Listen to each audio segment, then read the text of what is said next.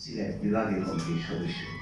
আপনারা জানেন আমার ভাইয়ের রক্তে শহীদ হওয়ার পর সারা বাংলাদেশের মানুষ জেগে উঠেছিল, জেগে উঠেছিল সারা বিশ্বে বাংলা ভাষাভাষী মানুষ।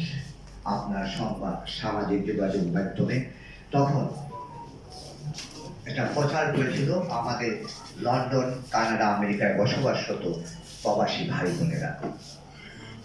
আমি একটা কথাই বলতে চাই, গতকালকেও আমরা আমাদের সংগঠন ফটোজান অ্যাসোসিয়েশনের পক্ষ থেকে আমরা বিয়ানীবাজার ছিলাম, আজকেও আমাদের কর্মসূচি আছে, কালকেও আমাদের কর্মসূচি আছে।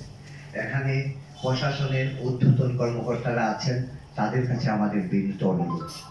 আমরা লক্ষ্য করছি 5 আগস্টের পর থেকে দেশি বিদেশি চক্রান্ত ষড়যন্ত্র চলছে। আপনাদের কাছে একটু অবগতির জন্য জানাচ্ছি, আমরা কিন্তু 19 জুলাই, আমরা কিন্তু 20 জুলাই জানাজার পর